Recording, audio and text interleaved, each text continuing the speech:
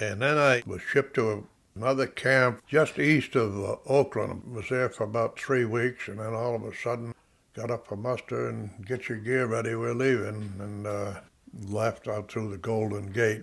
They never would tell you a damn thing in the service. The officers were very close-mouthed. They were very nice to you, don't get me wrong. They were smart, and they were doing their job.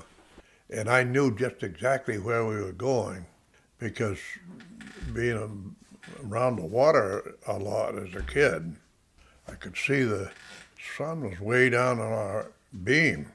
So that meant we were having to go in a northerly direction. So we ended up along the coast of Alaska, the Aleutian group, and went all the way to Attu, and some of the guys got off at Attu, some at Dutch Harbor, and some at Kodiak, and I was back and forth between all those islands. The Aleutian Island was probably at one time, it was the most important route to Japan, one because from Attu they were able to bomb Paramashiro, which was Japanese island north of Tokyo. Initially, the first part of World War II, of course, the Japanese landed at Attu and Kiska. The government decided to fortify a lot of places along the coast. For example, up around Fairbanks, they made a great, huge military airport. I was in what they call a Seabee special outfit, and the Seabee specials were trained as stevedores. Our job was loading and unloading ships. In the beginning, we were unloading because they were still building bases up there.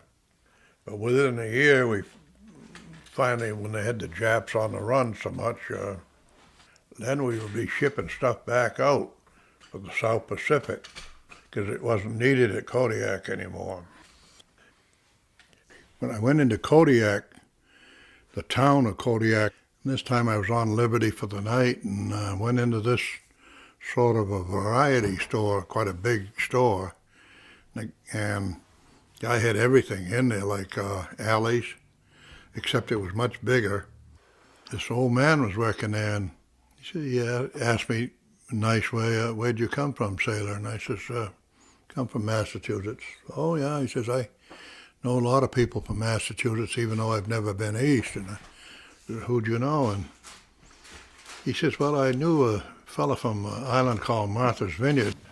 What was his name? It was Captain Ellsworth West. I said, that's my great uncle, lives in Chilmark, Mass. And he says, well, I'll be darned. He says, this used to be the customs port for Alaska, Kodiak. And he used to have to come check in here before he left or came in. And this guy had remembered him very well. He asked me how he's doing. He says, seems to me he's about the same age as I am. I said, yeah, he is.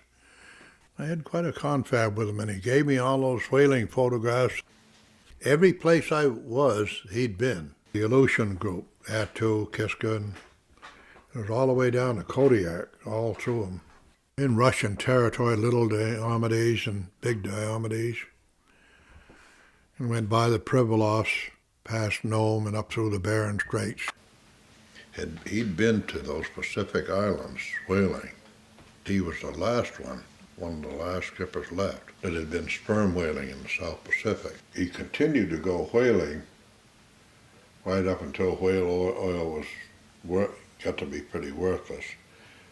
And when sperm whaling became more or less obsolete when they discovered oil, then they got into whales in the Arctic because of the baleen that they made women's corsets out of, and not quite as good at oil, but he went whaling till about the turn of the century. He bought this used revenue cutter, so naval intelligence was up there every day.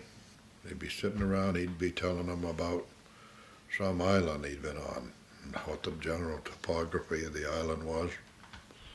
And I remember going up there when I came home on a leave in 1944. Couldn't see him because naval intelligence was there. But I remember him being a very, very handsome man for an old man. He probably was say he'd be a good 85 when he died.